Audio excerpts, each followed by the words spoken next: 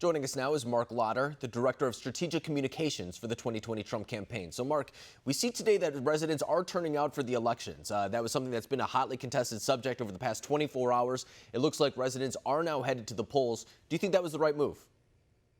Well, thank goodness that we have the judiciary to decide these matters of law. And I'd point out that it's absolutely hilarious that while Democrats are spreading conspiracy theories about President Trump supposedly delaying the November election, which he has said he has no plan to do, they're actually howling and complaining that the governor of Wisconsin doesn't have the power to delay the election. So it's once again, it's a double standard for the media out there.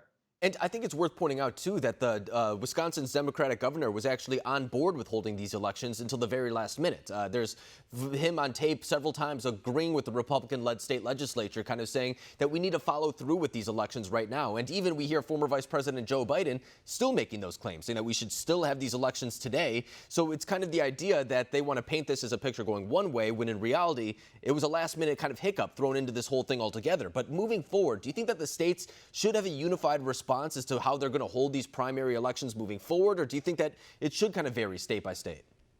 I think it should vary state by state. I mean, the states actually run the elections, and each state has differing needs. They have differing dates. Some states actually have, all of their candidates on the ballot during the primary. Some of them split them up, whether they're presidential or congressional versus local elections. And we should allow states to actually manage and continue to manage those elections. It's one of the great things about President Trump is that he believes in states' rights. He is someone who believes in the Constitution that leaves elections to the states to administer. And I think that kind of overlaps with the idea that we're seeing right now with lockdowns. A lot of people, for example, calling on the Trump administration to impose a federal nationwide lockdown, and a lot of constitutional experts saying he can't do that. That's something up for the states. He does have the ability to kind of mediate and kind of make decisions over interstate travel and stuff like that. But when it comes to actually decisions within the states, that's something, as you were saying, the governor, state legislatures to make up for their own mind, and a lot of people saying that that should also be applied to the polls, such as on election day. But now moving ahead to the general election, this is something that is going to be a hotly contested topic, the idea of coronavirus.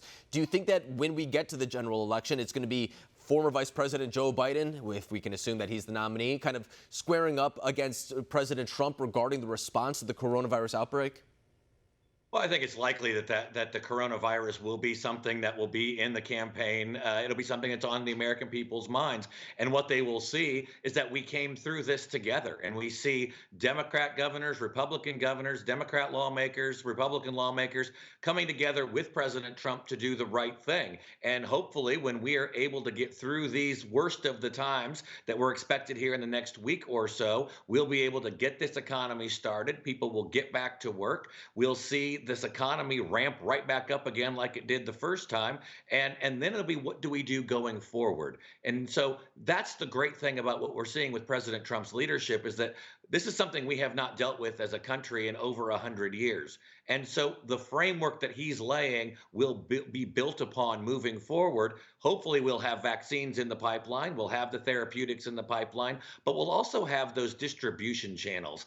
FEMA will have that knowledge about what happens when we have a national and global epidemic or pandemic such as this, and how do we ramp up production and things that we can work on later on as we move forward, because we know at some point in the future something like this will happen again.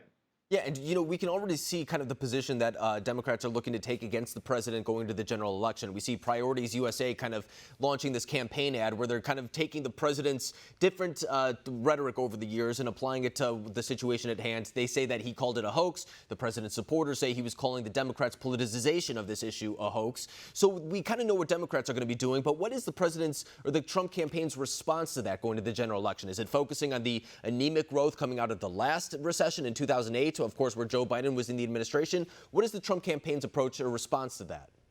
Well, I think the economy will speak for itself, and we'll be able to point to that growing economy again, getting people back to work. And when it comes to the actual preparation for the next type of issue like this, then we can start to set the stage. It's obviously been well documented that the Obama-Biden administration did not replenish our national stockpile. They did not do the basic things that needed to be done. The president can actually have a plan, work with Congress to make sure that those stockpiles are refilled. And everyone knows this is a president who's going to fight to bring jobs back from China, from overseas. And now we have a great rallying cry to do so, especially as it relates to medical equipment and pharmaceuticals. Our country has to have the ability to manufacture the things that keep it safe.